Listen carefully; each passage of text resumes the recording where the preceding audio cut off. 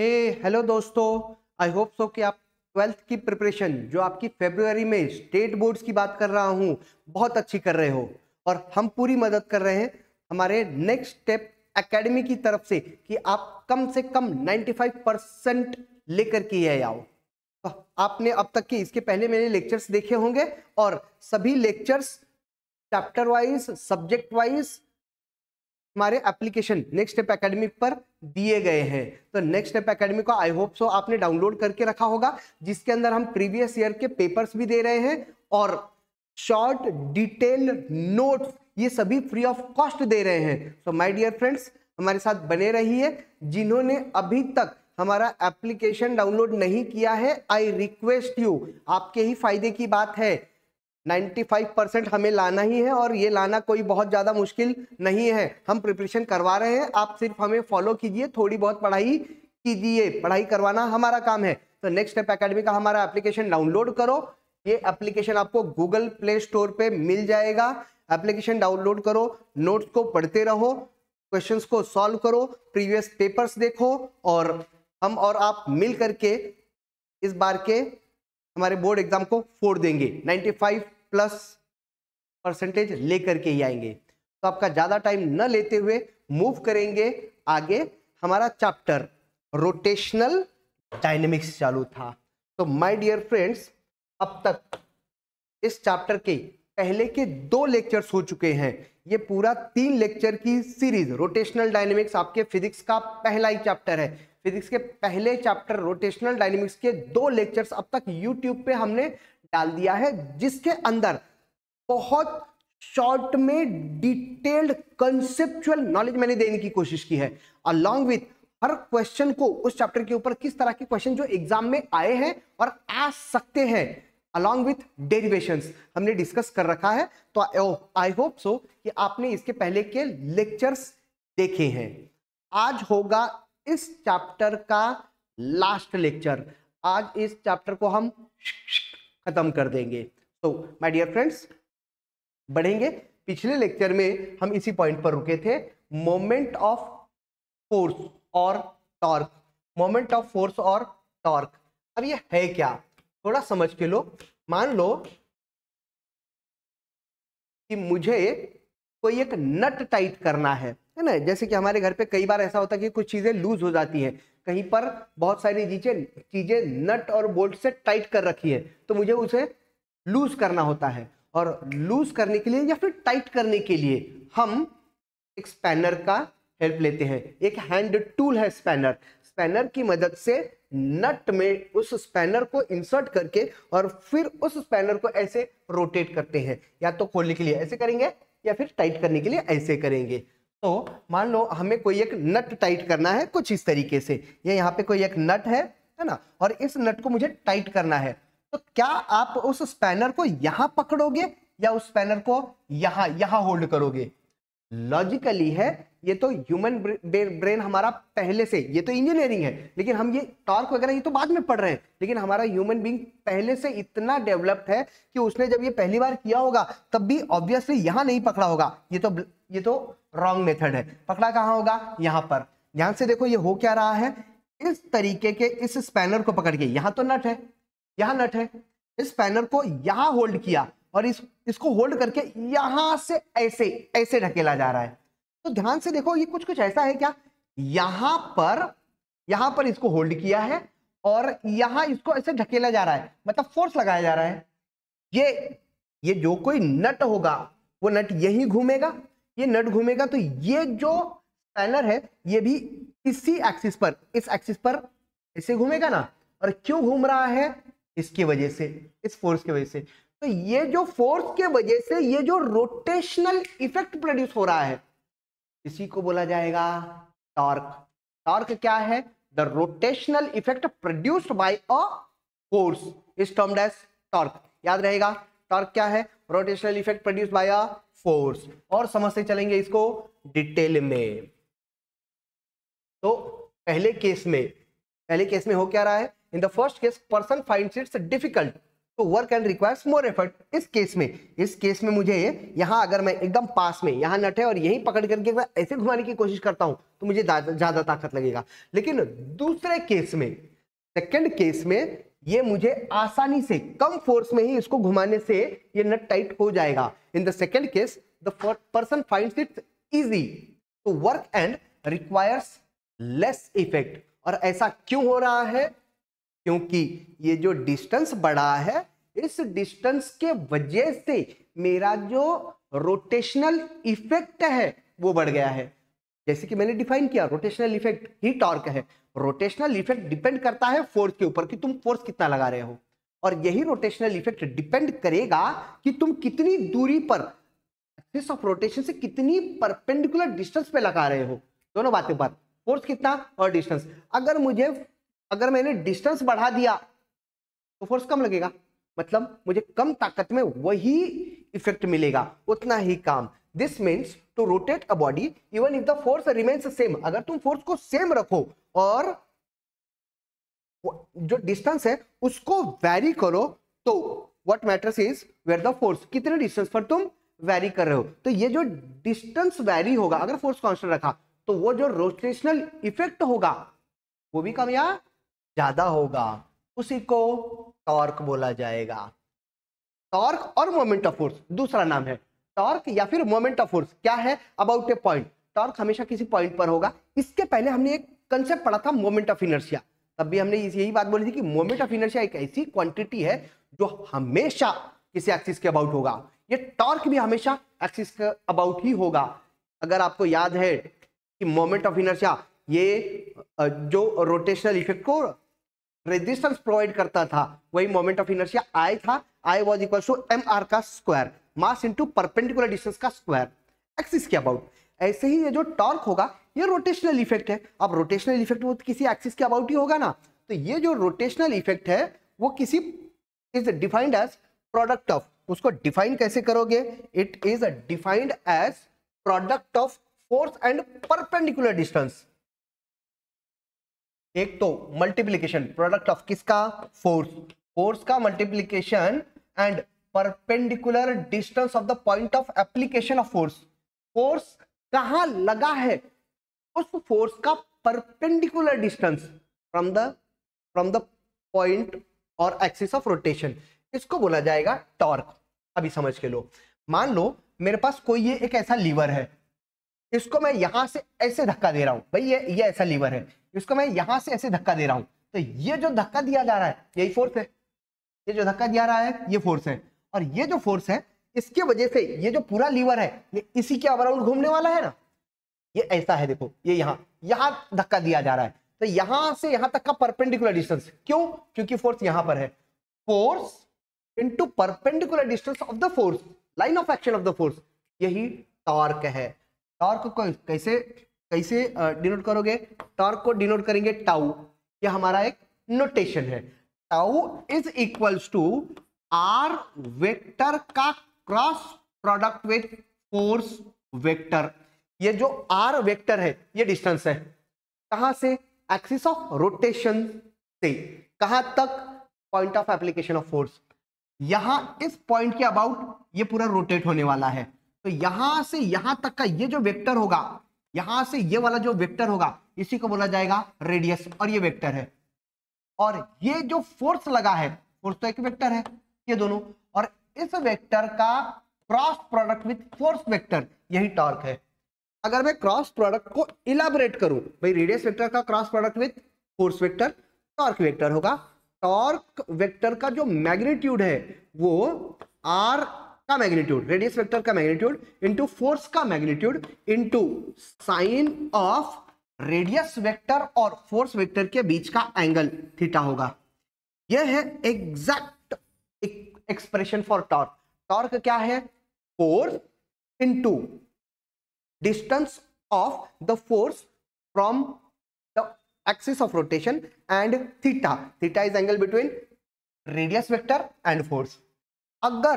अगर theta 90 degree हुआ तो हमें पता है साइन 90 की वैल्यू 1 होती है, तो उस केस में जो टॉर्क टाउ होगा वो रेडियस वेक्टर का मैग्नीट्यूड इनटू फोर्स वेक्टर का मैग्नीट्यूड होगा। टॉर्क ये वेक्टर क्वांटिटी है। टॉर्क कैसी वेक्टर है? Axial vector. कैसे निकालोगे? R cross F, cross product हमें पता है। आर वेक्टर का क्रॉस प्रोडक्ट, भाई आर वेक्टर और फोर्स वेक्टर इधर है, इस केस में पहले आर क्रॉस एफ है तो आर की तरफ राइट हैंड के फिंगर्स को स्ट्रेच किया, और दूसरा वाला वेक्टर एफ वेक्टर है तो एफ वेक्टर की तरफ फिंगर्स को कर्ल किया, तो जिस तरफ थंब जाएगा वही होगा टाउ। तो इस केस में टाउ का डायरेक्शन ये हुए, that is torque.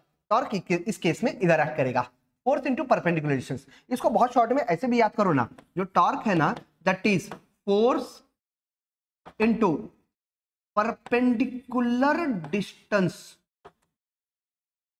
Perpendicular distance कहां से? From axis of rotation. Axis of rotation से फोर्स का, फोर्स कितना वो इनटू, मान लो ये फोर्स लगा है 50 न्यूटन, तो फोर्स हो जाएगा 50 न्यूटन इनटू इस फोर्स का यहां से परपेंडिकुलर डिस्टेंस ले लो। अब ये जो परपेंडिकुलर डिस्टेंस है अगर ये 2 मीटर होगा तो 50 इंटू 2 ये हो जाएगा टॉर्क। 100 फोर्स न्यूटन में और perpendicular distance SI unit metre, तो टॉर्क हो जाएगा न्यूटन मीटर में 50 टू द 100 है, सॉरी है ना भाई, एनिमेशन में दिखा रखा है। देखो ये फोर्स लग रहा है, ये है, इधर से फोर्स ऐसे लगा, उसकी वजह से ये घूमा, और फोर्स का पॉइंट ऑफ एप्लीकेशन का डिस्टेंस फ्रॉम एक्सिस यही रेडियस वेक्टर है। तो देखो ये फोर्स इसको इस तरफ घुमा रहा है, radius vector R cross F, torque ऊपर की तरफ, और जब इधर हो रहा है तो देखो फोर्स इधर से लग रहा है, तो उस केस में आर एफ, तो उस केस में टॉर्क नीचे होगा, राइट। कुछ और बातें कर लेते हैं इसके बारे में। ये जो टॉर्क होगा इसका एसआई यूनिट, टॉर्क का एसआई यूनिट, ये तो क्लियर है कि हमारा जो टॉर्क होगा टाउ वो फोर्स इनटू परपेंडिकुलर डिस्टेंस है। तो सीधी सी बात है, फोर्स का यूनिट न्यूटन और ये वाला परपेंडिकुलर डिस्टेंस मीटर, तो ये होगा न्यूटन मीटर। डायमेंशन की बात कर लेते हैं। इसका जो डायमेंशन होगा that will be equals to dimension newton ml t to the power -2 और ये m to the power 1 l to the power 2 t to the power -2, ये इसका डायमेंशन। डायमेंशनल एनालिसिस 11th के पहले चैप्टर में था, तो ये तो आना ही चाहिए, नहीं तो आपको ये याद रखना है। तीसरी बात, क्या ये स्केलर है या वेक्टर है? तो it is a vector, it is a vector quantity.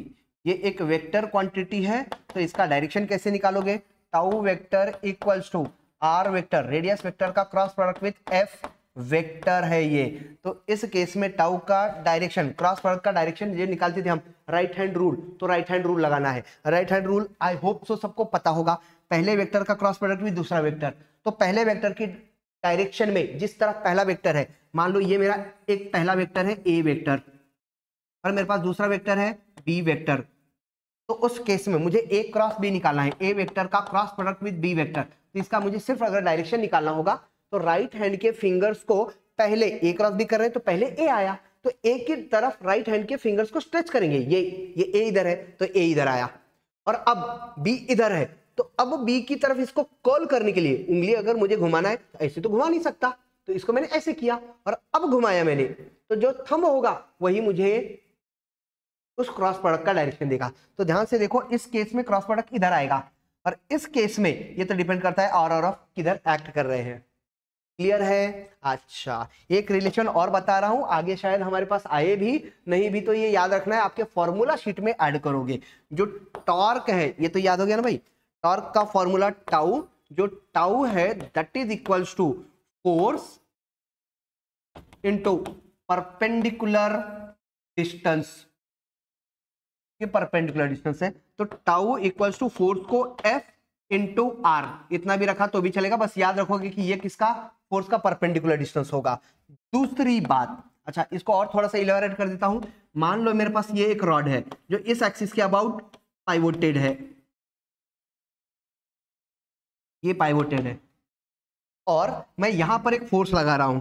ये जो फोर्स है वो ये है वो फोर्स, और ये जो फोर्स है वो F है, जो कि हॉरिजॉन्टल के साथ कुछ एंगल बना रहा है, मान लो थीटा। और इस केस में ये point of application of force है, तो यहां से यहां तक का जो डिस्टेंस है ये तो हमारा परपेंडिकुलर डिस्टेंस होगा। अब हमने बोला कि ये जो हमारा फोर्स है ना, इसके दो कंपोनेंट ले लो। ये जो फोर्स है F, इसका एक कंपोनेंट जाएगा इस तरफ, दूसरा कंपोनेंट इसी तरफ जाएगा। वेक्टर के टुकड़े, वेक्टर के कंपोनेंट्स, तो सीधी सी बात है, ये जो फोर्स है उसका एक कंपोनेंट होगा F cos थीटा, और ये वाला फोर्स का कंपोनेंट होगा F sin थीटा। तो माय डियर दोस्तों, मुझे बताओ, ये वाला फोर्स तो इसको खींच रहा है, घुमा तो ये वाला फोर्स रहा है, तो इसके वजह से टॉर्क होगा, इसके वजह से टॉर्क कितना होगा, टाउ विल बी 0 होगा ना। और इसके वजह से फोर्स टॉर्क कितना होगा, torque tau equals to force, ये पूरा फोर्स हो गया, F थोड़ी फोर्स है भाई, इस फोर्स के टुकड़े, तो ये एक टुकड़ा है और ये वाला टुकड़ा, इसके वजह से भी टॉर्क होना चाहिए था, इसके वजह से भी टॉर्क होना चाहिए था, पर इसका टॉर्क 0, क्योंकि इसका परपेंडिकुलर डिस्टेंस, भाई ये फोर्स यही तो जा रहा है, घुमा तो ये वाला फोर्स रहा है, तो force into perpendicular distance, force कितना है, F sin थीटा, फोर्स का टुकड़ा, ये पूरा फोर्स है, इंटू परपेंडिकुलर डिस्टेंस। अब इसका परपेंडिकुलर डिस्टेंस यही तो है R, तो इसके वजह से टॉर्क होगा, लेकिन इसके वजह से टॉर्क नहीं होगा, बराबर। या फिर अगर मैं कंपोनेंट ना लेता, तो सीईटी के बच्चे थोड़ा ध्यान दोगे, अगर कंपोनेंट ना लेता तो ये वाला ये होता था परपेंडिकुलर डिस्टेंस, ये होता था, तो वर्कआउट करके ये डिस्टेंस तो निकाल ही सकते हम, भाई ये थीटा हमको देके रखा है तो ये थीटा है और ये डिस्टेंस है, तो ये वाला परपेंडिकुलर डिस्टेंस निकाल सकते थे, लेकिन काहे, कंपोनेंट करके जब आसानी से मिल रहा है तो हम ज्यादा हमारी क्यों करें। चलो, दूसरा फॉर्मूला जो टॉर्क का टाउ होगा, that will be equals to I into alpha. ये आगे क्वेश्चन में कहीं ना कहीं हम प्रूफ भी करेंगे, पर फिलहाल के लिए याद रखोगे, ये तो समझ में आ रहा है, torque tau equals to force into perpendicular distance, या फिर torque tau equals to I into alpha, जहां पर ये जो अल्फा है ये एंगुलर एक्सीलरेशन है, पिछले लेक्चर्स में हमने अच्छी से डिटेल में इसको पढ़ा है, और ये जो I है ये मोमेंट ऑफ इनर्शिया है, जो कि मास इंटू परपेंडिकुलर डिस्टेंस का स्क्वायर होता है, ये भी पिछले लेक्चर में पढ़ा है, और आई होप सो कि आप फॉर्मूला शीट में इन दोनों फॉर्मूले को ऐड कर चुके हो। चलो आगे बढ़ेंगे, तो टॉर्क वाली बात।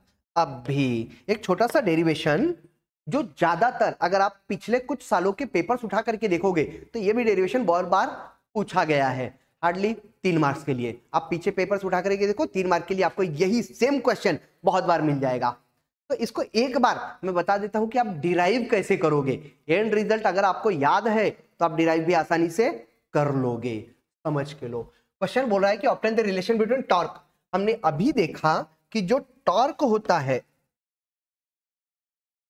वही टाउ है, ये tau, and angular acceleration, angular acceleration ही तो अल्फा है, तो हमें रिलेशन निकालना है टॉर्क टाउ एंड अल्फा के बीच में, और आपको ये रिलेशन याद होना चाहिए कि टॉर्क टाउ जो होता है वो I इंटू अल्फा होता है, मैंने अभी बताया था इसके जस्ट पिछले स्लाइड में, और मैंने बोला भी था आगे कहीं ना कहीं हम इसको प्रूव भी करेंगे। तो आपको ये tau equal to I into alpha है, ये हमको प्रूव करना है।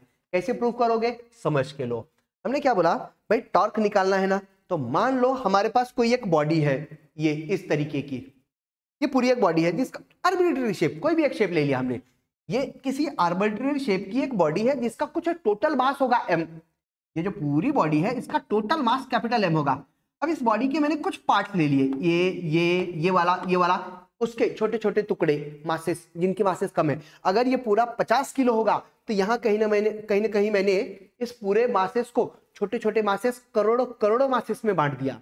उसमें से एक मास है M1, और M1 का मास क्या ही होगा, 1 ग्राम 2 ग्राम जो भी होगा। वैसे ही एक M2, M3 और M4, ऐसे 4 पॉइंट्स ले लिए, और इन सभी का ये जो पूरी बॉडी है अगर इस पॉइंट के अबाउट रोटेट हो रही है, ये पूरी अगर पूरी बॉडी रोटेट हो रही है, पूरी बॉडी रोटेट हो रही है, तो M1 भी रोटेट होगा, M2 भी, ये और ये सभी के सभी रोटेटेड तो होने वाले हैं। और हर पार्टिकल का M1, M2, M3, जैसे मैंने M1 कंसीडर किया तो M1 का एक्सिस ऑफ रोटेशन से, जिस एक्सिस पर ये रोटेट हो रहा है वहां से परपेंडिकुलर डिस्टेंस R1 है। ऐसे ही जो M2 कंसीडर किया उसका परपेंडिकुलर डिस्टेंस, M3 कंसीडर किया उसका परपेंडिकुलर डिस्टेंस, M4 कंसीडर किया उसका परपेंडिकुलर डिस्टेंस। तो माय डियर दोस्तों, मैंने इस पूरे बॉडी के जो छोटे छोटे टुकड़े लिए हैं उनके परपेंडिकुलर डिस्टेंसेस ले लिए, m1 m2 m3 m4, ये सब कंसीडर, हमको रिलेशन निकालना है tau and alpha. Consider a rigid body, consider कर लिया, कंसीडर, ये सब आपको लिखना ही पड़ेगा, मार्क्स चाहिए हमको 3 मार्क्स पूरे के पूरे। कहीं पर भी एक छोटी सी भी गुंजाइश नहीं दोगे कि कोई एग्जामिनर आपके मार्क्स काटे, है ना। इतना खुश करो कि भाई वो अगर आपके मार्क्स जाए तो वो थोड़ा सोचे कि यार क्यों इतने अच्छे बच्चों की मार्क्स मैं काटूं ही क्यों। तो आपको लिखना है कंसीडर रिजिड बॉडी, इस पूरे रिजिड बॉडी को कंसीडर किया, rotating about an axis passing through O point के अबाउट एक एक्सिस पास हो रही है और इस एक्सिस के अबाउट ये पूरी रिजिड बॉडी रोटेट हो रही है विथ कांस्टेंट यूनिफॉर्म एक्सेलरेशन, और ये रोटेट हो रहा है एक एक्सेलरेशन से, ये एक एक्सेलरेशन है angular acceleration alpha as shown in the figure. Suppose the body consist of n number of particles, उस बॉडी के पास बहुत सारे पार्टिकल्स हैं, 1 2 3 4 5 3, हमने तो बोला करोड़ों crore, n number of particles जिनके मासेस m1 m2 mn तक है, बहुत m1 m2 m3 m4 mn तक, ये लिख लिया। इसके बाद अब ध्यान से देखो, even if all the particles of the body are rotating with same angular acceleration alpha है, यहां पर सेम एंगुलर एक्सेलरेशन अल्फा। अब सिंस ये पूरी बॉडी है, बॉडी के हर पार्टिकल को हमने m1 m2 m3 m4 नाम दिया है और ये पूरी बॉडी रोटेट हो रही है विथ अल्फा एंगुलर एक्सेलरेशन, तो क्या हर पार्टिकल का एंगुलर एक्सेलरेशन, मतलब m1 के पास का m1 का भी एंगुलर एक्सेलरेशन अल्फा होगा, m2 का भी एंगुलर एक्सेलरेशन अल्फा होगा, m3 का भी अल्फा और m4 का भी अल्फा। और मैं एक बात क्लियर कर देता हूं कि जो एक्सीलरेशन होता है, कौन सा एक्सेलरेशन, टेंजेंशियल एक्सेलरेशन या फिर लीनियर एक्सेलरेशन, जो लीनियर एक्सेलरेशन होता है वो r means radius of acceleration into radius of means radius of rotation means axis से उसका डिस्टेंस इनटू एंगुलर एक्सेलरेशन होता है। ये हमने पिछले लेक्चर्स में पढ़ा है। a equals to r alpha, अरे यार v equals to r omega पढ़ा है, वैसे ही a equals to r alpha पढ़ा है। तो सिंस ये पूरी बॉडी रोटेट कर रही है अल्फा एक्सीलरेशन से, एंगुलर एक्सेलरेशन अल्फा है, तो हर पार्टिकल का एंगुलर एक्सेलरेशन अल्फा होगा, लेकिन हर पार्टिकल का टेंजेंशियल एक्सेलरेशन अलग होगा क्योंकि r अलग अलग है। इसी बात को हम थोड़ा स्पेसिफाई कर देंगे। Even if all the particles of the body are rotating with same angular acceleration alpha, their linear acceleration a is different, उनका लीनियर एक्सेलरेशन अलग होगा। ऐसा क्यों भाई, ये सेम है, ये तो हर पार्टिकल के लिए अलग है ना, तो ए सभी के लिए अलग होगा। तो ऐसे ही linear acceleration of first particle, ये जो पहला पार्टिकल है ना, इस पहले पार्टिकल का लीनियर एक्सेलरेशन में a1 लिख रहा हूं क्योंकि पहला पार्टिकल है, तो पहले पार्टिकल का linear acceleration r into alpha, तो पहले वाले पार्टिकल का डिस्टेंस r1 है और उसका एंगुलर एक्सेलरेशन अल्फा है, हर पार्टिकल का एंगुलर एक्सेलरेशन अल्फा है। तो हमने बोला a1 का जो टेंजेंशियल एक्सेलरेशन है, लीनियर एक्सेलरेशन, वो r1 इंटू अल्फा। और पहले ही पार्टिकल की बात हो रही है, since the force acting on the first particle is, पहले वाले पार्टिकल के ऊपर का जो फोर्स होगा F, क्या वो मास इंटू एक्सेलरेशन होगा? अरे न्यूटन चाचा कह के गए ना, फोर्स या मास इंटू एक्सेलरेशन होगा, लेकिन कब? अगर मास कांस्टेंट हो तब, force equals to mass into acceleration. तो ध्यान से देखो, पहले वाले का force, hence force acting on the first, पहले वाले का फोर्स मैं F1 बोल दूं, और पहले वाले के ऊपर फोर्स F1 जो है वो पहले वाले का मास इनटू पहले वाले का लीनियर एक्सेलरेशन A1 होगा। पहले वाले का मास M1 और पहले वाले का लीनियर एक्सेलरेशन वो तो R1 इंटू अल्फा है। ये मिल गया हमें पहले वाले के ऊपर एक्ट करने वाला फोर्स, पहले पार्टिकल के ऊपर। और पहले पार्टिकल का जो टॉर्क है वो फोर्स इंटू परपेंडिकुलर डिस्टेंस होगा। फोर्स तो हमने अभी निकाला, पहले वाले का टॉर्क टाउ1 नाम दिया, सिर्फ पहले वाले का टॉर्क टाउ1 इक्वल्स टू फोर्स तो ये मिल चुका है अपने को, force F1 into moment of the arm, मतलब उसका डिस्टेंस, तो यही तो R1 होगा। तो ध्यान से देखो, F1 हमने निकाला, F1 कितना होगा? M1 R1 अल्फा, F1 की वैल्यू ये पुट की, और ये जो R1 है वो अभी भी इसके साथ मल्टीप्लाई हो जाएगा R1। तो ध्यान से देखो, जो टॉर्क टाउ1 होगा, वो टाउ1 जो होगा वो M1 R1 इंटू R1, क्या ये R1 का स्क्वायर होगा इंटू अल्फा होगा। और कितने जनों को याद है कि M1 R1 का square mass into perpendicular distance का स्क्वायर, ये मोमेंट ऑफ इनर्शिया होता है। तो ये इतना टर्म, तो पहले वाले का मोमेंट ऑफ इनर्शिया I1 हो जाएगा, I1 इंटू अल्फा। जे बात, क्या हम ऐसा बोल सकते हैं कि जो τ1 है पहले पार्टिकल का जो टॉर्क होगा वो पहले वाले का moment of inertia into alpha. ऐसे ही मेरे दोस्तों, क्या मैं ऐसा बोल सकता हूं, अच्छा मैं इस स्लाइड पे ले रहा हूं, क्या मैं बोल सकता हूं कि सिंस हमको टॉर्क, पहले वाले पार्टिकल का जो टॉर्क मिला है वो पहले वाले का moment of inertia I1 into alpha मिला है। ऐसे ही सिमिलरली, ये बात आपको ऐड करनी पड़ेगी क्योंकि हमने बहुत सारे पार्टिकल्स कंसीडर किए हैं, तो जो दूसरे वाले का टॉर्क होगा वो I2 इंटू अल्फा होगा, जैसे हमने किया वैसे ही तीसरे वाले पार्टिकल का जो टॉर्क होगा τ3 वो I3 इंटू अल्फा होगा, और nth पार्टिकल का जो टॉर्क होगा τn लिख रहा हूं, वो मोमेंट ऑफ इनर्शिया n वाले का इंटू अल्फा होगा। और ध्यान से देखो, ये τ1 τ2 τ3 τ4 हर पार्टिकल का जो टॉर्क है वो सेम डायरेक्शन में होगा, क्योंकि बॉडी तो एक ही तरफ, अगर कोई बॉडी रोटेट कर रही है तो उसके पार्टिकल दूसरी तरफ तो रोटेट करने वाले नहीं है, तो टॉर्क तो सभी का सेम होगा। उस केस में जो टोटल टॉर्क होगा τ नेट, तो τ नेट होगा वो पहले वाले का टॉर्क प्लस दूसरे वाले का टॉर्क प्लस तीसरे वाले का torque plus plus plus plus nth particle का टॉर्क होगा, इक्वल्स टू पहले वाले का torque I1 into alpha plus I2 into alpha plus plus plus plus moment of inertia nth वाले पार्टिकल का इंटू अल्फा। अगर मैं अल्फा कॉमन ले लेता हूं तो ध्यान से देखो, हमारे पास बचेगा I1 पहले वाले का मोमेंट ऑफ इनर्शिया प्लस दूसरे वाले का मोमेंट ऑफ इनर्शिया प्लस तीसरे वाले का moment of inertia plus plus plus plus plus nth particle का मोमेंट ऑफ इनर्शिया।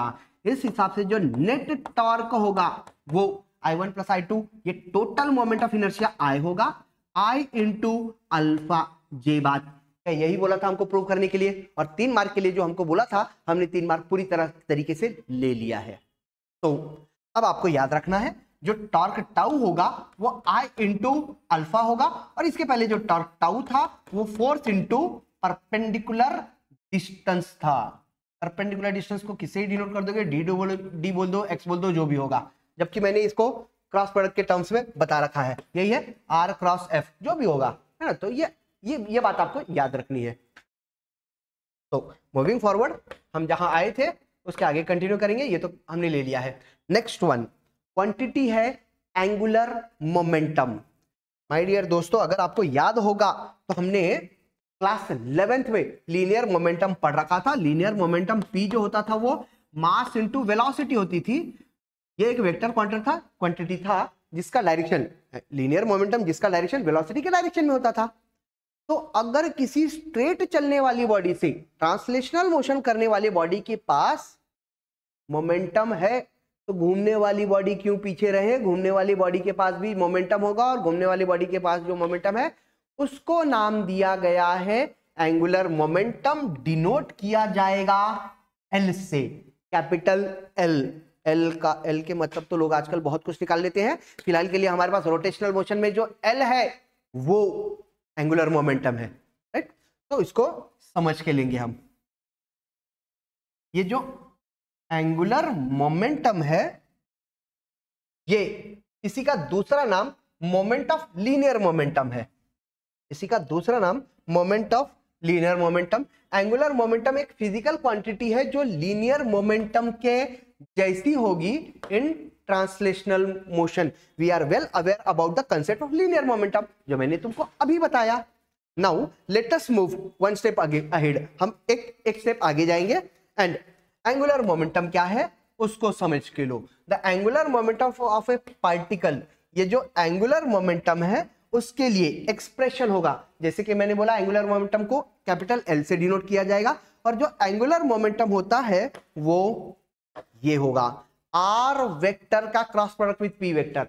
ये बात, अब इसको और ऐसे समझो, मान लो मेरे पास कोई एक बॉडी है जिसका मास m है, और ये बॉडी इस तरफ मूव कर रही है विथ सम वेलोसिटी v, और मैंने बोला इस पॉइंट के अबाउट मुझे इसका एंगुलर मोमेंटम निकालना है, ये है पॉइंट ओ। तो उस केस में जिस पॉइंट के अबाउट मुझे ये एंगुलर मोमेंटम, फिर से एंगुलर मोमेंटम भी किसी एक्सिस के अबाउट ही होगा, तो जिस एक्सिस के अबाउट इसका मुझे एंगुलर मोमेंटम निकालना होगा, वहां से तो जहां पार्टिकल है वहां तक का एक वेक्टर ट्रीट करो। ये जो वेक्टर होगा इसी को हम आर वेक्टर बोल रहे हैं। ये हो गया हमारा आर वेक्टर।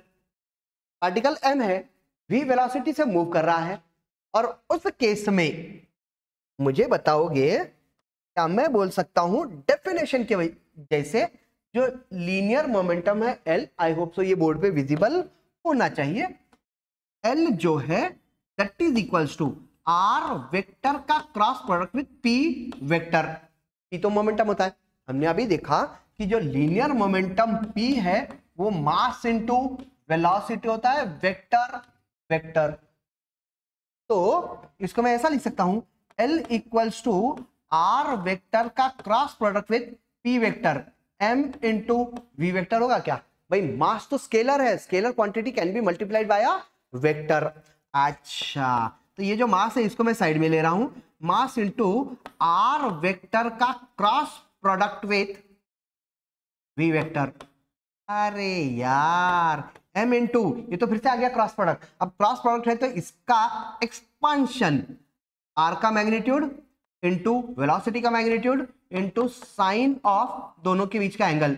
ये एंगल जो थीटा है वो r और v के बीच का एंगल है। अब ये थीटा कहां मिलेगा भाई? ये रेडियस वेक्टर और v वेक्टर यही है, इन दोनों के बीच का एंगल यही होगा क्या? यही है थीटा। तो उस केस में आर वी साइन थीटा, ये होगा angular momentum. Angular momentum L equals to M V R, V को पहले लिख दिया मैंने, M V R sine of theta. कुछ इस तरीके से याद रखो, angular momentum L is M V R sine theta, where theta is angle between V and R, जहां पर थीटा V और R के बीच का एंगल है। R वेक्टर का cross product with P vector, R into P, P तो MVR है, MVR साइन ऑफ थीटा। याद रहेगा angular momentum L is MVR sine theta. मैं तो बोलूंगा इसको और आसान ऐसा याद रखोगे, angular momentum L equals to R MVR, sorry M into V into R, और डिस्टेंस कौन सा ले लो? परपेंडिकुलर। ये जो R साइन थीटा है, अगर मैं अच्छे से देखूं तो ये जो डिस्टेंस है वही R साइन थीटा है, ये, क्योंकि ये राइट एंगल ट्रायंगल मिलेगा तुमको। अगर ये थीटा है तो ये भी थीटा होगा, तो ये जो डिस्टेंस है वो R साइन थीटा ही तो होगा। तो ये R परपेंडिकुलर वाला डिस्टेंस ले लो, mass into velocity into distance, कौन सा? वेलोसिटी का परपेंडिकुलर डिस्टेंस, जहां से तुमको एंगुलर मोमेंटम निकालना है। ये angular momentum MVR sine theta, कुछ इस तरह से याद रखोगे। इसके SI यूनिट की बात कर लेते हैं, तो इसका जो SI यूनिट होगा वो कुछ इस तरीके से होगा। ध्यान से देखो, ये मास है मींस kg, ये वेलोसिटी है मीटर पर सेकंड, इंटू ये R इज डिस्टेंस, तो ये m है। क्या ये कुछ हमको इसी तरह से देगा? kg metre square per second. और इसके डायमेंशन की बात करते हैं, तो ये जो डायमेंशन होगा वो ये वाला kg that is m to the power 1, ये वाला मीटर है, मीटर 2 बार मीन्स लेंथ 2 बार, और ये टाइम -1, ऊपर जाकर के एक बार कम हो जाएगा। ये मिल जाएगा अपने को इसका डायमेंशन। स्केलर है, वेक्टर है, तो ये वेक्टर है, ये एक वेक्टर है, वेक्टर है तो इसका डायरेक्शन कैसे मिलेगा? अरे यार क्रॉस प्रोडक्ट, अब तो हमारे लिए क्रॉस प्रोडक्ट चिल्लर चीज है। क्रॉस प्रोडक्ट का डायरेक्शन निकालेंगे राइट हैंड रूल से। पहले राइट हैंड के फिंगर्स पहले वेक्टर की तरफ R, फिर P को लेकर के जाओ दूसरे वेक्टर की तरफ, मतलब ये जो फिंगर्स है उनको कर्ल करो दूसरे वेक्टर की तरफ, तो जो स्ट्रेच थंब होगा वही देगा हमको डायरेक्शन ऑफ L। इस केस में R V इस तरफ अंदर की तरफ होगा ये, राइट। आई होप सो इतने कॉन्सेप्ट्स क्लियर हो चुके हैं। कुछ और बातें देख लेंगे इसके ऊपर। Unit is kg metre square per second. Dimension हमने अभी निकाला था, m to the power 1, l to the power 2, t to the power -1। जे बात। आगे बढ़ेंगे, कंसेप्ट को आगे बढ़ाएंगे। आई होप सो ये अच्छे से क्लियरली विजिबल है, क्योंकि थोड़ी सी पीपीटी का बैकग्राउंड का कलर मैंने चेंज किया है। फिर भी हम देखेंगे, अगर कुछ इधर उधर होता है तो ये आपको विजिबल होना ही चाहिए। तो माय डियर दोस्तों, conservation of angular momentum. Conservation of angular momentum, conservation का मतलब है कि कोई चीज जितनी है उतनी ही रहे, मतलब कांस्टेंट रहे। कोई चीज जितनी है उतनी ही रहे, कांस्टेंट रहे। पर कौन कांस्टेंट रहेगा? Angular momentum. यहां बात हो रही है एंगुलर मोमेंटम कांस्टेंट रहने की, मतलब एंगुलर मोमेंटम कांस्टेंट रहेगा, मतलब एल ये चेंज नहीं होगा, चेंज होणार नाही। आपल्या घरचं तर नाहीये आपण म्हटलं की चेंज हो नको, तो चेंज होणार नाही। किसी स्पेसिफिक कंडिशन में होगा। ये किस स्पेसिफिक कंडिशन में हा एंगुलर मोमेंटम चेंज होणार नाही? तेव्हाच हे ध्यानात ठेवायचं, जर नेट टॉर्क जर झिरो असेल, नेट टॉर्क जर झिरो असेल तर एंगुलर मोमेंटम एल हा चेंज होणार नाही। तेरे तो एल चेंज होणार नाही कधी?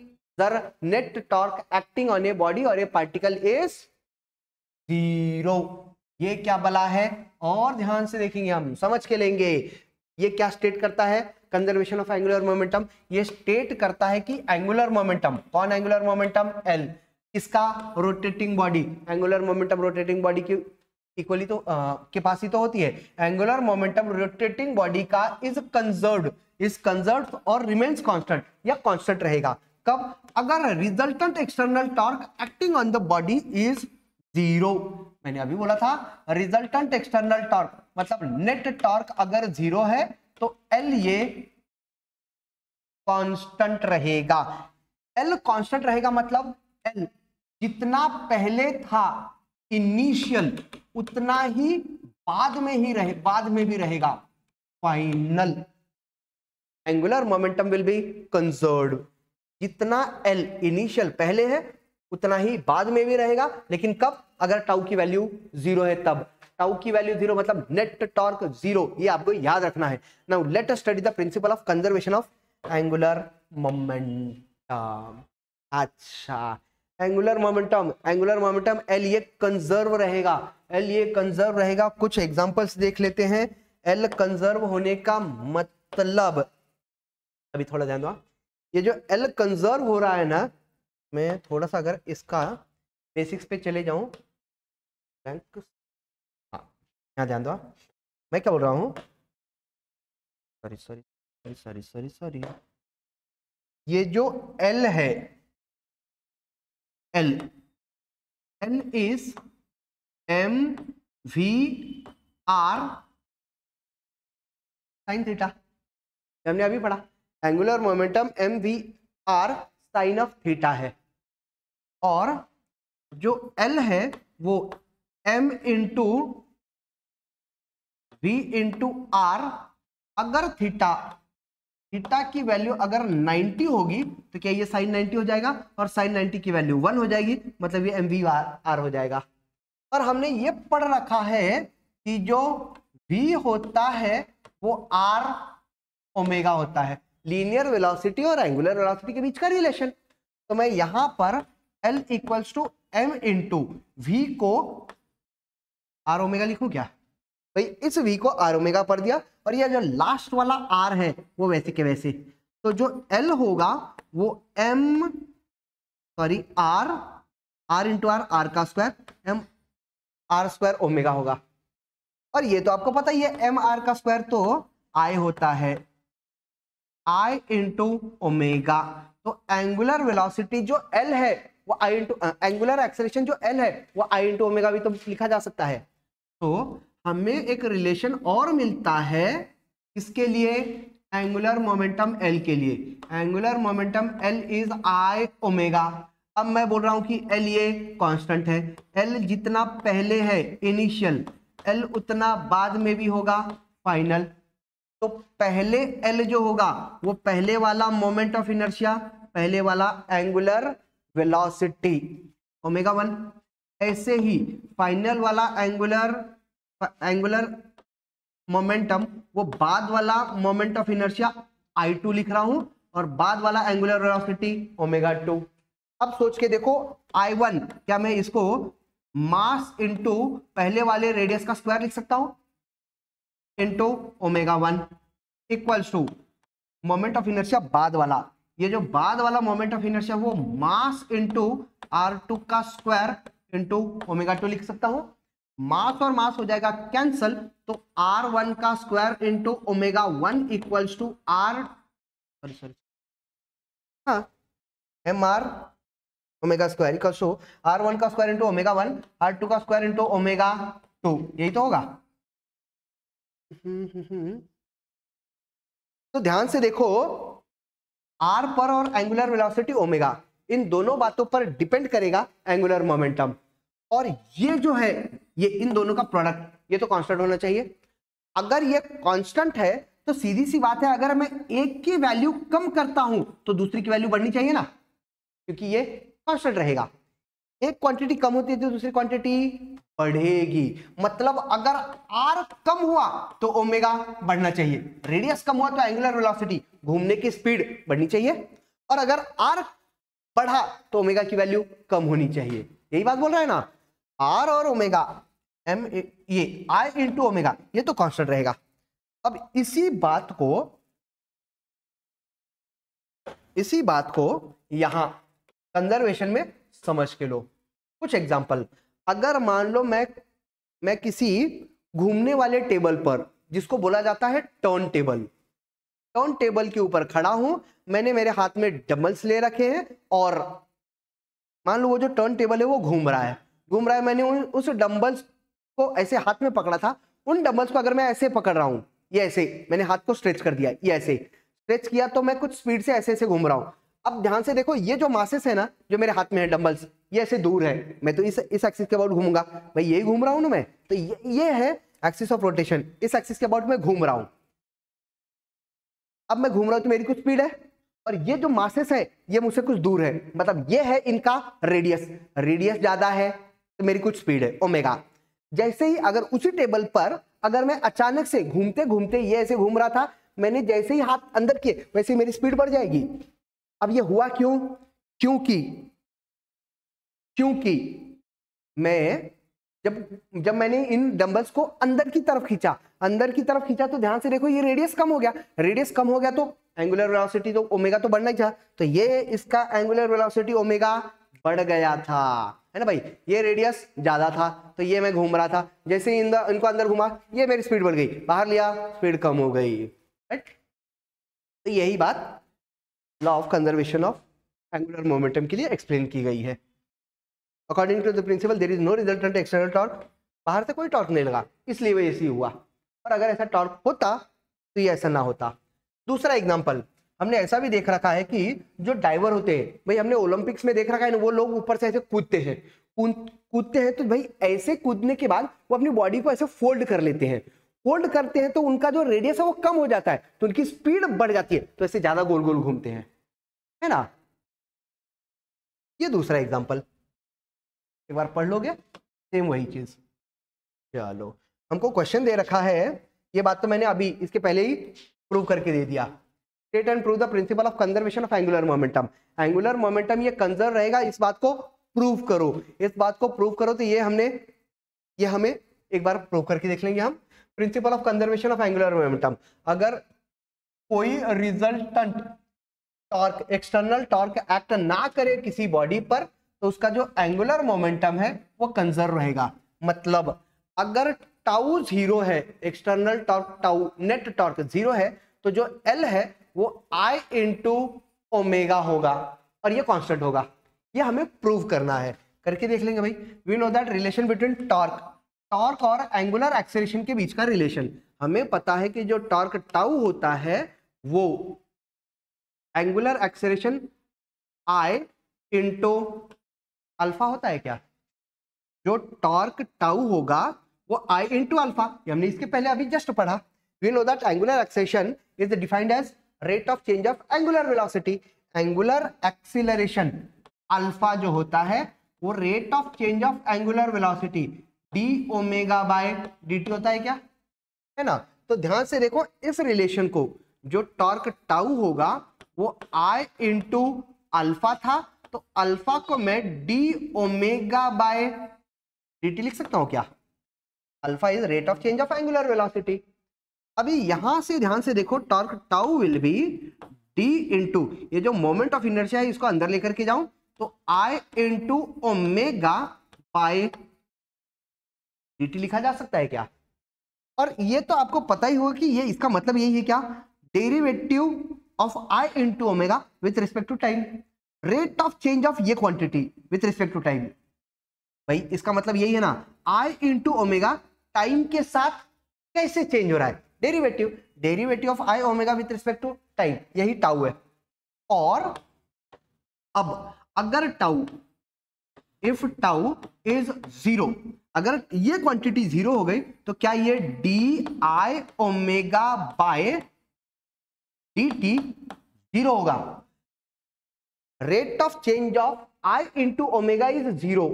अब इसका डेरिवेटिव जीरो होने का मतलब यही है क्या, आई इंटू ओमेगा जो होगा वो कांस्टेंट है, आई इंटू ओमेगा ये कांस्टेंट है, और आई इंटू ओमेगा ही तो एल है, तो एल जो था वो आई इंटू ओमेगा जो है वो कांस्टेंट रहेगा। यही प्रूव करने के लिए बोला था, ये हमने प्रूव कर दिया है। 2 मार्क या फिर 3 मार्क के लिए भी ये पूछा जा सकता है। एल कांस्टेंट है मतलब पहले वाला एल आई बाद वाले एंगुलर मोमेंटम फाइनल के इक्वल होगा। पहले वाले को मोमेंट ऑफ इनर्शिया, पहले वाले की एंगुलर वेलोसिटी, बाद वाला मोमेंट ऑफ इनर्शिया I2, बाद वाली एंगुलर वेलोसिटी ओमेगा 2, ये कांस्टेंट रहेगा। प्रूव करने के लिए बोला था, हमने प्रूव कर दिया है। चलो अच्छा, कुछ और बातें देखो, जैसे हमारा चैप्टर है रोटेशनल डायनेमिक्स, और क्लास 11th में हमने पढ़ रखा है माय डियर दोस्तों,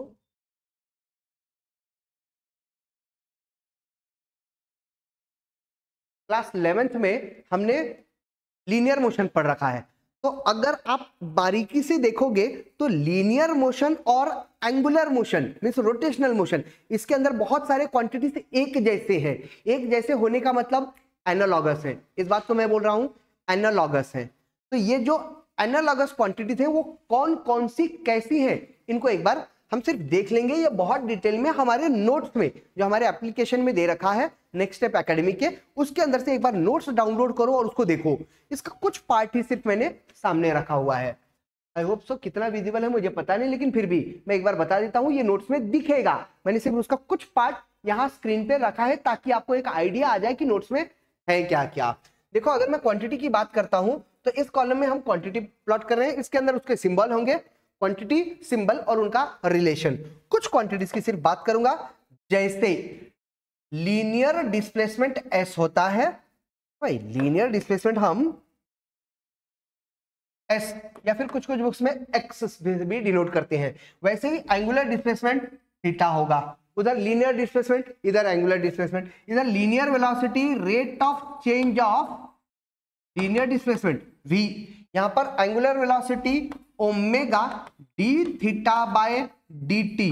माय डियर फ्रेंड्स, ये कुछ अलग नहीं है, ये हमने इसके पिछले दोनों लेक्चर्स में जितने भी फॉर्मूले डिराइव किए हैं वही सब फॉर्मूले हैं, बस उनको एनालॉगस क्वांटिटी है इसलिए एक साथ लिख करके मैंने स्क्रीन पर दिया है। तो एक बार नोट्स में जाओगे और ये सभी एक बार देख लोगे, कुछ नया नहीं है इसमें। मैं फिर रिपीट कर रहा हूं, पिछले स्लाइड्स में हमने ये सब फॉर्मूले डिराइव किए हैं, वही सब फॉर्मूले एक साथ आए हुए हैं, और एक एनालॉजी ताकि आपके दिमाग में बैठे, एक एनालॉजी क्रिएट की गई है कि ट्रांसलेशनल मोशन में यही क्वांटिटीज कैसी होती थी और रोटेशनल मोशन में ये क्वांटिटीज कैसी होंगी, ये आपके दिमाग में एक बार छप जाए, इसलिए ये सामने आपके रखा गया है। तो मूविंग फॉरवर्ड, कुछ और बातें जो हमने मोमेंट ऑफ इनर्शिया पढ़ा। देखो, हमने मोमेंट ऑफ इनर्शिया के लिए रिलेशन निकाला था, जो I है वो एम आर का स्क्वायर होगा, जहां पर m ये मास होगा और जो r है ये डिस्टेंस है। कौन सा distance? Perpendicular distance of that mass, उस मास का परपेंडिकुलर डिस्टेंस एक्सिस से। अगर मेरा ये एक्सिस है और मास ये है m, तो ये है उसका परपेंडिकुलर डिस्टेंस r। अब कुछ स्टैंडर्ड फिगर्स के लिए, कुछ स्टैंडर्ड रिजिड बॉडीज के लिए ये मोमेंट ऑफ इनर्शिया एक्सिस के अबाउट, कौन कौन सी एक्सिस, उन एक्सिस के अबाउट वेल डिफाइंड है, उनको हमें बार बार निकालने की जरूरत नहीं है, उनके फॉर्मूले निकाले गए हैं और ये फॉर्मूला शीट में आपके आनी चाहिए। ये फिर से हमारी जो नोट्स है उसके अंदर 2 पेजेस में दे रखा है पूरे एक साथ। इवन आप अगर स्टेट बोर्ड की बुक भी उठा के देखते हो फिजिक्स की, तो उसके अंदर भी 1 से 2 पेजेस के अंदर ये पूरा का पूरा दे रखा है। बस इन फॉर्मूलों को आपको याद रखना है। मैं एक बता देता हूं कि इनको समझोगे कैसे और कैसे याद रखना है, बाकी उसी हिसाब से आपको याद रखना है। याद करना इन सेंस मैं मानूंगा कि आप इसको रट्टा ही मारो, फॉर्मूले को रट्टा ही मारो, लेकिन समझ के रट्टा मारो, फायदा होगा। जैसे पहली फिगर है हमारे पास एक रिंग, थिन रिंग या फिर हॉलो सिलेंडर। अगर कोई मेरे पास एक रिंग है, ये रिंग है वो, अगर ये कोई रिंग है तो इस रिंग का मोमेंट ऑफ इनर्शिया mr का स्क्वायर होगा। अब मोमेंट ऑफ इनर्शिया mr का स्क्वायर तो होगा, लेकिन किसके अबाउट, इस रिंग के इस एक्सिस के अबाउट। अब ये एक्सिस कैसी है, ध्यान से देखो, ये है वो रिंग, रिंग के सेंटर में से पास हो रही है एक्सिस, और ये जो एक्सिस है वो इसके प्लेन को परपेंडिकुलर है। तो the moment of inertia of a ring about an axis passing through its centre and perpendicular to the plane is m, that is mass of the ring, and r, that is radius of the ring का square. ऐसे याद रखना है। चलो एक और बता देता हूं, मान लो मेरे पास वही रिंग है, ये जो रिंग हमने कंसीडर किया था ये वाला रिंग, और अब मैंने बोला कि ये जो रिंग है ना, इस रिंग की एक्सिस सेंटर में से तो पास हो रही है, लेकिन प्लेन को परपेंडिकुलर नहीं है, ऐसे है प्लेन के ऊपर, तो उसका मोमेंट ऑफ इनर्शिया होगा 1/2 mr का स्क्वायर, जहां पर m ये मास ऑफ द रिंग है, रिंग का वजन कितना, मास, और r इज रेडियस। कैसे याद रखोगे, एक ऐसी रिंग जिसके सेंटर में से पास हो रही है एक्सिस, लेकिन प्लेन पर है, उसी रिंग के प्लेन पर है, तो इसके अबाउट इसका moment of inertia half mr का स्क्वायर, इसके अबाउट mr का स्क्वायर, इसके अबाउट सेंटर में से पास होने वाली कोई भी एक्सिस हाफ mr का स्क्वायर। ऐसे याद रखना है। ऐसे ही बहुत सारे रिजिड बॉडीज हैं, तो एक बार फॉर्मूला शीट पे जाओगे, इनको याद कर लो। तीसरी बात, kinetic energy of rotating body. My dear दोस्तों, हमने एक लीनियर मोशन करने वाले बॉडी का काइनेटिक एनर्जी पढ़ा है। किसी बॉडी का काइनेटिक एनर्जी जो ट्रांसलेशनल मोशन कर रहा है वो हाफ mv का स्क्वायर ही तो होता है। काइनेटिक एनर्जी के इज हाफ mv का स्क्वायर, ये हम छोटी क्लासेस से पढ़ते आ रहे हैं। लेकिन जो बॉडी घूम रही है, उस घूमने वाले बॉडी का जो काइनेटिक एनर्जी होगा वो अलग होगा। तो इसके लिए एक छोटा सा डेरिवेशन ले लेंगे, उसको भी डिराइव कर लेंगे कि भाई रोटेटिंग बॉडी का काइनेटिक एनर्जी होता कितना है। मान लो मेरे पास कोई एक बॉडी है इस तरीके से, इस बॉडी का जो टोटल मास है वो कैपिटल M है, और इस पूरे बॉडी के ऊपर मैं फिर से इसके छोटे छोटे छोटे छोटे मासेस कंसीडर कर रहा हूं, छोटे छोटे टुकड़े। ये है पहला मास m1, कहां गया भाई, ये वाला m1। m1 का परपेंडिकुलर डिस्टेंस इस एक्सिस के अबाउट ये पूरी बॉडी रोटेट हो रही है, तो एक्सिस ऑफ रोटेशन से इसका डिस्टेंस r1, और दूसरा मास कंसीडर किया हमने m2, इसका परपेंडिकुलर डिस्टेंस फ्रॉम इस मास का distance from the axis r2। ऐसे ही अगर कोई और मास कंसीडर करता हूं तो उस मास का परपेंडिकुलर डिस्टेंस होगा ये। अब लॉजिकल है, अगर कोई वेलोसिटी है, कोई पार्टिकल है, वो मतलब कोई बॉडी है, वो अगर मूव कर रही है तो उसकी जो टेंजेंशियल वेलोसिटी है वो उसके रेडियस वेक्टर को परपेंडिकुलर होगा। तो v2 इस तरफ, टेंजेंशियल इस तरफ होगा ना, ये पार्टिकल तो इस तरह से गोल गोल मोशन कर रही है इसके ऊपर। ऐसे ही हर वेलोसिटी, टेंजेंशियल वेलोसिटी जो कि v = r ओमेगा होता है, वो उसका perpendicular distance v into angular velocity होती है, और वो इस परपेंडिकुलर डिस्टेंस को भी परपेंडिकुलर होती है, इसीलिए तो उसको टेंजेंशियल वेलोसिटी बोला जाता है। अब सोच के देखो, अगर मैं इसका रिलेशन निकालता हूं काइनेटिक एनर्जी का, तो मैंने बोला कि एक बॉडी कंसीडर करो, let that body be rotating about some axis passing through O, and we are considering some masses m1, m2, m3 having perpendicular distance from the axis of rotation. Their tangential velocities, अभी ध्यान दो, उनके जो tangential velocities हैं वो v1 होगा, पहले वाले का tangential velocity v1, वो पहले वाले का डिस्टेंस r1 इंटू ओमेगा होगा, v equals to are omega. दूसरे वाले की टेंजेंशियल वेलोसिटी v2 होगी और वो उसका perpendicular distance into omega. Since ये बॉडी इस एक्सिस के अबाउट घूम रहा है तो इसकी एंगुलर वेलोसिटी ओमेगा हर पार्टिकल के लिए सेम होगा, तो मैं ओमेगा सबके लिए सेम लिख रहा हूं। ऐसे ही जो तीसरी वाली पार्टिकल की लीनियर वेलोसिटी होगी वो तीसरे वाले का perpendicular distance into angular velocity omega होगा। ये बात अब सोच के देखो, मैंने बोला कि इसका काइनेटिक एनर्जी निकालना है मुझे। इसकी जो काइनेटिक एनर्जी होगी वो हाफ एम वी का स्क्वायर यही होता है। तो पहले पार्टिकल की काइनेटिक एनर्जी मैं केवल लिख दो, पहले पार्टिकल की काइनेटिक एनर्जी हाफ पहले वाले का मास m1 इंटू वेलोसिटी, पहले वाली वेलोसिटी का स्क्वायर ही तो होगा। तो इस केस में पहले वाले पार्टिकल की जो काइनेटिक एनर्जी होगी वो हाफ m1 और ये जो v1 है उस v1 को लिख सकता हूं मैं r1 इंटू ओमेगा। और ध्यान से देखो ये v स्क्वायर है, मतलब ये r1 का स्क्वायर इंटू ओमेगा का स्क्वायर होगा क्या। और अब सोच के देखो ये m1 इंटू r1 का square half mass into perpendicular distance का स्क्वायर है, वो तो क्या वही I है, मोमेंट ऑफ इनर्शिया I 1 पहले वाले का इंटू ओमेगा का स्क्वायर। तो पहले वाले पार्टिकल की kinetic energy half I1 omega square, ऐसे ही दूसरे वाले पार्टिकल की kinetic energy half I2 omega square होगा। ऐसे ही तीसरे वाले पार्टिकल की kinetic energy half I3 omega square होगा।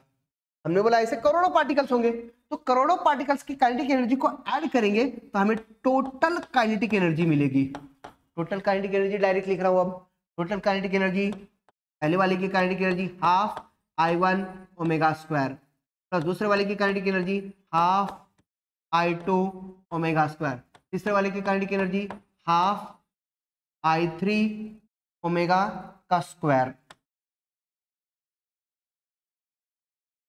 और ये सिलसिला चलता रहेगा। ध्यान से देखा यहां पर हाफ ओमेगा स्क्वायर कॉमन है, I1 plus I2 plus I3 plus I4 ये सब एक साथ आ जाएंगे। I1 plus I2 plus I3 plus I4 ये सभी के सभी total moment of inertia of the body आ देंगे। तो उस केस में जो काइनेटिक एनर्जी होगी वो half I into omega square होगा क्या। ले भाई हमें मिलेगा kinetic energy of the whole body, kinetic energy of whole body. याद क्या लिखोगे, ट्रांसलेशनल मोशन करने वाले बॉडी का kinetic energy half M V का स्क्वायर, रोटेशनल मोशन करने वाले बॉडी का kinetic energy half I omega का स्क्वायर। भाई एक जैसे है क्या, एनालॉगस। हाफ एम वी का स्क्वायर ट्रांसलेशनल मोशन की kinetic energy, half I omega का स्क्वायर रोटेटिंग बॉडी की काइनेटिक एनर्जी। चलो आगे बढ़ेंगे। चलो क्या हमने यही किया था कि एक रिजिड बॉडी को कंसीडर करो। कंसीडर ए रिजिड बॉडी जिसका मास कैपिटल M है, rotating with uniform angular velocity omega about an axis passing through O में से एक एक्सिस पास हो रही है परपेंडिकुलर टू द प्लेन, इस प्लेन को परपेंडिकुलर है। उस केस में हमने अलग अलग मासेस कंसीडर किए। Let the body consist of n particles of masses m1 m2 m3 situated at perpendicular distance r1 r2 इतना। यही तो किया था हमने। the linear velocity of each particle, हर एक की linear velocity v r omega v1 v2 v3 निकाला था और फिर हमने उसको प्रूव कर दिया। चलो आगे बढ़ेंगे और बात करेंगे रोलिंग मोशन की। रोलिंग मोशन में थोड़ा सा एक आइडिया दे देता हूं। अगर कोई बॉडी है, मान लो मेरे पास ये एक बॉडी है, ये एक कोई गोल बॉडी है, ये गोल बॉडी किसी हॉरिजॉन्टल सरफेस के ऊपर घूम रही है, ये ऐसे घूम रही है। और अब अगर घूम रही है तो ध्यान से देखो इसका जो सेंटर है, ये सेंटर आगे की तरफ जा रहा है और ऐसे ही इसके हर पॉइंट आगे की तरफ जाएंगे, हर पॉइंट आगे की तरफ जाएंगे। आपको याद क्या रखना है कि रोलिंग के अंदर किसी भी ऐसी बॉडी जो रोल कर रही है उसके पास दो तरह के मोशन होंगे, एक ट्रांसलेशनल एक ट्रांसलेशनल मोशन होगा, दूसरा रोटेशनल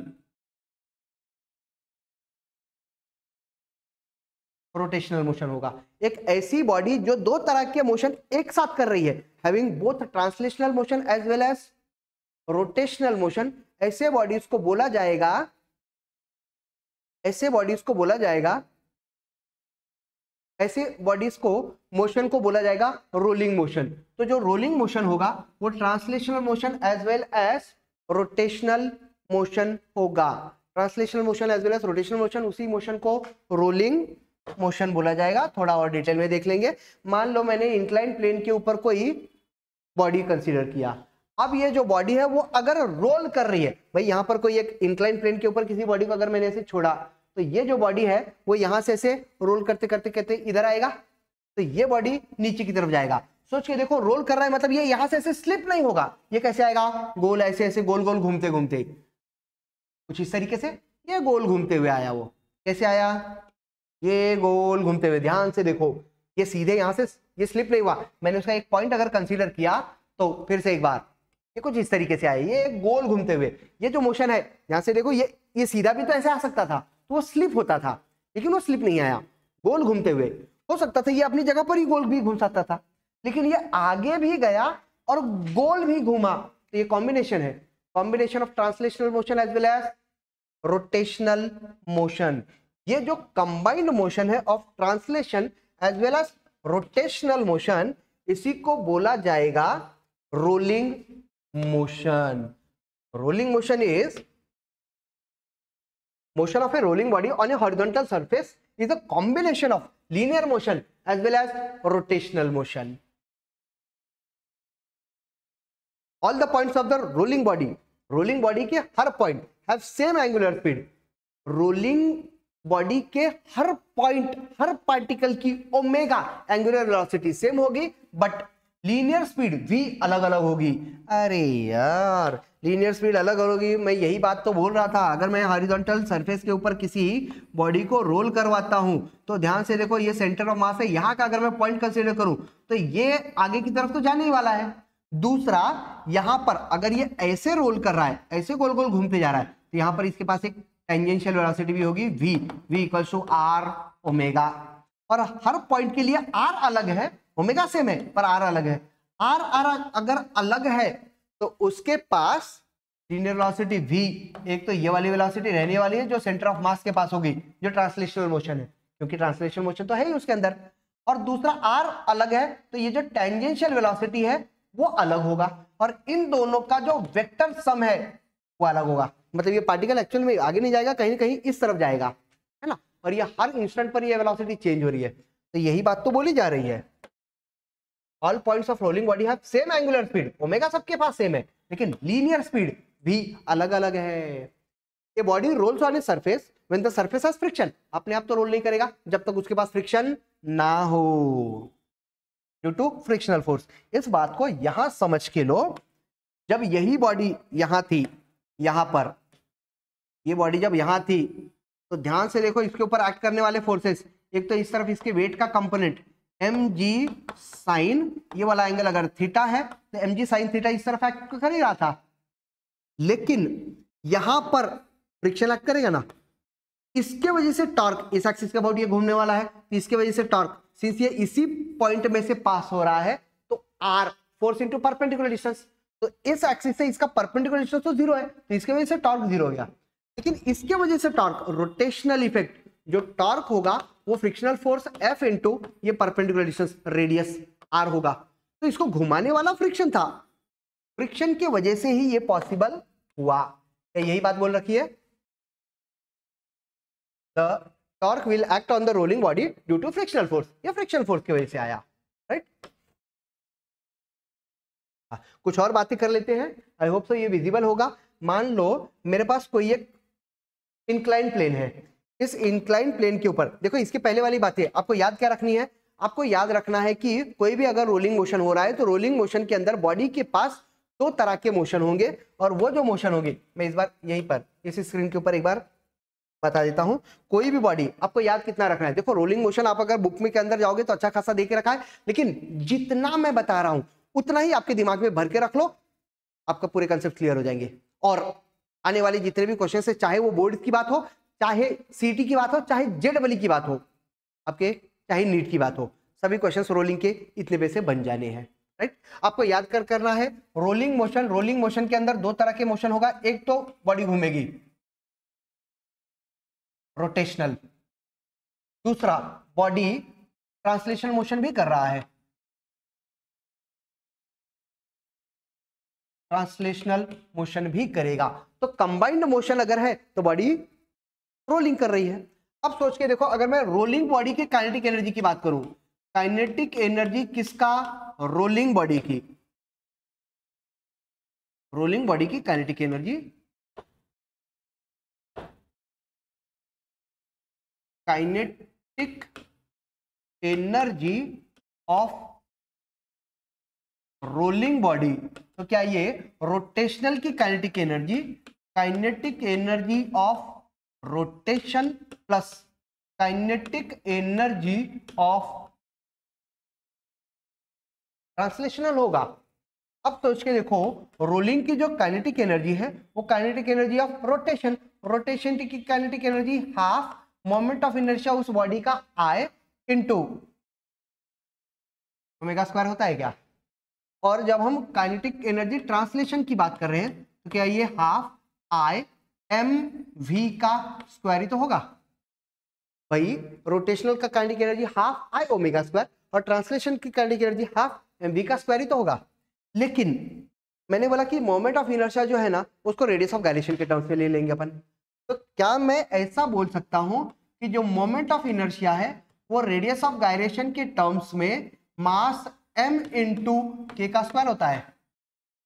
ये पढ़ा है ना अपन ने, moment of inertia radius of gyration. Radius of gyration वो क्वांटिटी है जो कि अगर मैं किसी पूरे सॉलिड बॉडी को इसे चुराड़ा करके किसी एक्सिस से कितनी दूरी पर रखूं such that it's moment of inertia should be same as the previous one. ये क्या बोल दिया सर आपने? पिछले लेक्चर में इसको हमने एक्सप्लेन किया है, आए अगर आपको नहीं समझाए तो आप पिछले लेक्चर में प्लीज जाकर के उसको देखो। मोमेंट ऑफ इनर्शिया आई है एम के स्क्वायर के इक्वल होता है, बराबर। तो अब अगर मैं इस आई को 1/2 मोमेंट ऑफ इनर्शिया आई को एम के का स्क्वायर लिख दूं तो क्या ही कुछ अलग होगा, एम के का स्क्वायर और ये वाला ओमेगा, ये ओमेगा का स्क्वायर। मैं ओमेगा को भी चेंज कर रहा हूं, क्या मैं इसको ओमेगा को v equals to are omega होता है, तो क्या v equals to are omega, तो ओमेगा को v बाय आर लिख सकता हूं क्या? ओमेगा अगर v बाय आर है तो ओमेगा स्क्वायर ये v का स्क्वायर बाय आर का स्क्वायर ही तो होगा, प्लस यहां ध्यान दो हाफ m v का स्क्वायर लिखा जा सकता है। अभी ध्यान से देखो, ये वाला half m v square 1/2 m v का स्क्वायर तो कॉमन है, half m v square half m v का स्क्वायर। तो यहां से क्वांटिटी 1 बच गई, 1 प्लस यहां पर quantity k square by r square होगा क्या? ये मिल गया हमें kinetic energy of rolling body. ये रोलिंग बॉडी की काइनेटिक एनर्जी होगी, ये आपको याद रखना है। Rolling body of kinetic energy is half M V का square plus half M V का square in bracket 1 plus K square by R square, जहां पर K is radius of gyration and R is radius of the body. ये आपको याद रखना है, ये R1 नहीं है, ये सिर्फ R है, ये R है। चलो अब आगे बढ़ेंगे। मान लो मेरे पास एक रिजिड बॉडी है जिसका मास कैपिटल M है और जिसका रेडियस कैपिटल R है, ये वाला, ये रेडियस R है, rolling down on an incline plane, और ये इंक्लाइन प्लेन पर रोल कर रहा है, जिसका एंगल ऑफ इंक्लिनेशन थीटा है, फ्रॉम हाइट h हाइट से ये रोल कर रहा है। इस तरह से कुछ कंडीशन होगी। When a body starts from rest, मतलब ये यहां से जब चालू हुआ और रोल करेगा मतलब घूमते हुए नीचे जाएगा, मतलब ट्रांसलेशनल मोशन भी है और रोटेशनल मोशन भी है। When the body starts from rest, मतलब इसकी इनिशियल वेलोसिटी 0 हो गई and rolls down, its total energy is conserve, उसकी टोटल एनर्जी कंजर्व होगी। हमने ये पहले भी पढ़ रखा है कि अगर किसी बॉडी के ऊपर नॉन कंजर्वेटिव फोर्सेस एक्ट ना करें तो total energy of the body remains constant, conserve. और ये जो टोटल मैकेनिकल एनर्जी है, टोटल एनर्जी मतलब total mechanical energy, total mechanical energy ये सम ऑफ काइनेटिक एनर्जी और पोटेंशियल एनर्जी है। तो अगर कोई ये बॉडी यहां से इनिशियल वेलोसिटी से छोड़ा जाएगा तो ये गोल गोल घूमते घूमते हुए नीचे जाएगा और इसकी टोटल एनर्जी कंजर्व रहेगी। इनिशियल वेलोसिटी 0 है ना। चलो, अगर इसकी लीनियर वेलोसिटी v है acquired by the body when it reaches the bottom of the inclined plane, यहां जब पहुंचता है तो इसके पास एक लीनियर वेलोसिटी v आ जाती है। उस केस में kinetic energy of translation plus kinetic energy of rotation ये टोटल काइनेटिक एनर्जी के इक्वल होगा, है ना भाई। Kinetic energy of translational plus kinetic energy of rotation ये टोटल एनर्जी के इक्वल होगा। आई होप सो ये आपको दिख रहा होगा। थोड़ा सा डार्क तो हुआ है पर I am extremely sorry for this, पर ये थोड़ा बहुत विजिबल तो होगा ही, नहीं तो बाकी हम बता देंगे। वेयर ई आर, देखो भाई टोटल एनर्जी जो है रोलिंग की वो E R rotational kinetic energy और ट्रांसलेशनल काइनेटिक एनर्जी के इक्वल है। ये बस नोटेशन ही तो चेंज किया है। तो इस केस में हमें पता है कि जो ट्रांसलेशनल काइनेटिक एनर्जी है वह हाफ एम वी का स्क्वायर के इक्वल है और rotational kinetic energy half I omega square के इक्वल है। ये हमने अभी निकाल करके देखा और उस केस में इन्हीं वैल्यूज को सब्स्टिट्यूट किया जो मैंने अभी इसके पहले प्रूव किया था। वही बात स्लाइड पे फिर से आई है। Translational kinetic energy half M V का square, rotational kinetic energy half I omega का स्क्वायर, और इन्हीं बातों को खेलते खेलते हमें मिल जाएगा पूरा का पूरा वैल्यूज को पुट किया गया। जो मैंने किया था बस वही है, सब वही है। अरे मेरे माय डियर दोस्तों, बस इनका प्रूव करने का तरीका अलग है। यही निकाला था मैंने। यही तो निकाला था। जो काइनेटिक एनर्जी फाइनल मिलेगी वो हाफ मास एम वी का स्क्वायर इन ब्रैकेट 1 प्लस ए का स्क्वायर बाय आर का स्क्वायर, यही तो मिली थी। मैंने ये प्रूफ करके दिया था, यही बात यहाँ स्लाइड पर आई थी। बस स्लाइड का कलर कॉम्बिनेशन बैठा नहीं है तो उसके लिए हम कुछ करेंगे, पर ये सब बातें अपने नोट्स में दे रखी हैं। चलो कुछ और बातें। अब बात यही है कि हमें v निकालना है, वेलोसिटी कितनी। तो काइनेटिक एनर्जी तो इतनी मिल चुकी है और हमें पता है कि जो ओमेगा होगा वो v बाय आर होगा। तो इस बात को हम यूज करेंगे। हमें वेलोसिटी निकालना था ना, ध्यान से देखो। क्या हमने ऐसा कुछ निकाला था कि जो काइनेटिक एनर्जी है K E that is equals to half M V का स्क्वायर, यहां पर 1 प्लस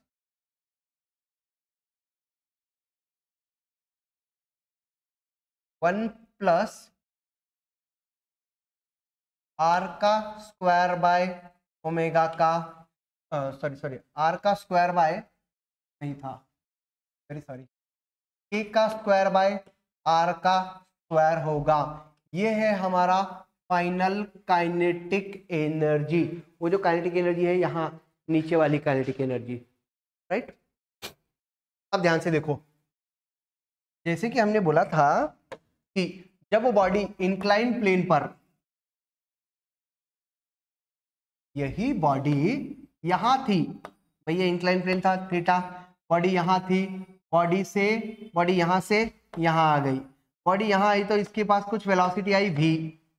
अब हमने बोला कि उसकी जो काइनेटिक एनर्जी है वो चेंज नहीं होगी, सॉरी टोटल एनर्जी कंजर्व रहेगी। कितनी हाइट से आया था ये, इस हाइट से, यही तो हाइट h था। और अगर मैं ये वाली डिस्टेंस बोल दूं कुछ तो भी s, तो पार्टिकल पहले यहां था, बॉडी यहां थी, इसकी इनिशियल वेलोसिटी 0 और यहां पर फाइनल आई है, तो एनर्जी कंजर्व रहेगी। तो ध्यान से देखो, इनिशियल जो एनर्जी है ना, अब इनिशियल एनर्जी मतलब initial kinetic energy plus initial potential energy, U I से लिख रहा हूं मैं, और फाइनल काइनेटिक एनर्जी मींस जब बॉडी यहां आई है, यहां वाली final kinetic energy plus final potential energy, U F लिख रहा हूं। इनिशियल काइनेटिक एनर्जी, सिंस ये बॉडी यहाँ रुकी हुई थी तो इनिशियल काइनेटिक एनर्जी ना तो वो रोल कर रही थी ना तो जा रही थी, तो इनिशियल काइनेटिक एनर्जी तो जीरो होगी, प्लस इनिशियल पोटेंशियल एनर्जी क्या वो mgh होगी, अगर इसका मास m है तो m h हाइट पर है, मैं रेफरेंस यहाँ ग्राउंड को मान रहा हूं तो ये है रेफरेंस, तो mgh equals to final kinetic energy. जब ये यहाँ आया है तो यहाँ वाली काइनेटिक एनर्जी, क्या हमने अभी देखा कि यहाँ वाली जो टोटल काइनेटिक एनर्जी होगी वो हाफ एम वी का स्क्वायर, यहाँ ब्रैकेट में 1 प्लस के का स्क्वायर बाय आर का स्क्वायर था क्या, और फाइनल पोटेंशियल एनर्जी, बॉडी जब यहाँ आई तो ये तो रेफरेंस पर आ चुकी है तो हाइट जीरो हो गया, मतलब फाइनल पोटेंशियल एनर्जी जीरो हो जाएगी। अब सोच के देखो क्या ये एम जी एच जो होगा वो हाफ एम वी का square 1 plus K square by are का स्क्वायर के इक्वल होगा, ये m और m तो कैंसिल हो जाएगा, और उस केस में मुझे v चाहिए, तो यहाँ v के स्क्वायर को ऐसे ही रख रहा हूं, यहाँ वाला ये 2 इसके साथ मल्टीप्लाई हो जाएगा 2gh, और ये पूरा इसके नीचे आ जाएगा 1 प्लस के का स्क्वायर बाय आर का स्क्वायर। हमें v चाहिए, v को सब्जेक्ट बनाया, v इक्वल्स टू ये जो v है that is equals to under root of 2gh upon में ये वाली क्वांटिटी 1 प्लस के का स्क्वायर बाय आर का स्क्वायर ही तो होगा, ये मिल गया हमें वेलोसिटी, फाइनल वेलोसिटी। आप एक बार आपके नोट्स उठा के देखो, इवन आपने बोर्ड की बुक भी उठा करके देखी तो आपको यही रिलेशन मिलेगा। डन है, अब ये फाइनल वेलोसिटी मिल गई। अब ध्यान दो, यहाँ पे इनिशियल वेलोसिटी u है, ये फाइनल वेलोसिटी v है, और कितना डिस्प्लेसमेंट हुआ है पार्टिकल का, स्ट्रेट लाइन में ही तो हुआ है, तो क्या मैं ये रिलेशन लगा सकता हूं कि जो फाइनल वेलोसिटी का स्क्वायर है दैट इज इनिशियल वेलोसिटी का स्क्वायर प्लस 2as, v का square equal to u square plus 2as, ये हमने क्लास 11th में पढ़ रखा है। अच्छा, अब ये ध्यान से देखो, v का स्क्वायर मतलब जब ये बॉडी यहाँ आई तो इसकी वेलोसिटी इतनी होगी क्या, इसका स्क्वायर मींस 2gh, भाई v स्क्वायर मतलब यही होगा ना 2gh अपॉन में 1 plus K square by are का square, initial velocity u square तो जीरो हो जाएगा, plus of 2 into acceleration a into s, मुझे ये s चाहिए, इस s को h अपॉन साइन थीटा लिख सकता हूं क्या, विल बी s। अरे यार, क्या मैं इस ट्रायंगल पे से sine theta equals to opposite side h upon में हाइपोटेनस s लिख सकता हूं, तो जो s होगा वो h अपॉन साइन थीटा होगा क्या। ध्यान से देखो, ये h और ये h कैंसिल हो जाएगा, ये तो जीरो है, और ये 2 और ये 2 भी कैंसिल हो जाएगा।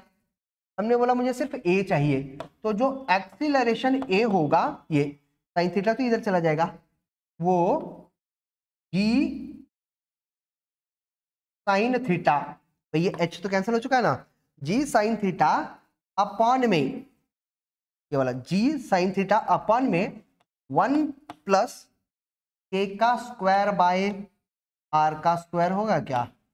तो हो सकता है आपको क्वेश्चन दे दिया जाए कि इंक्लाइंड प्लेन के ऊपर कोई बॉडी रोल करते हुए जब नीचे आएगी तो उसकी फाइनल वेलोसिटी निकालो या फिर उसका फाइनल एक्सेलरेशन निकालो।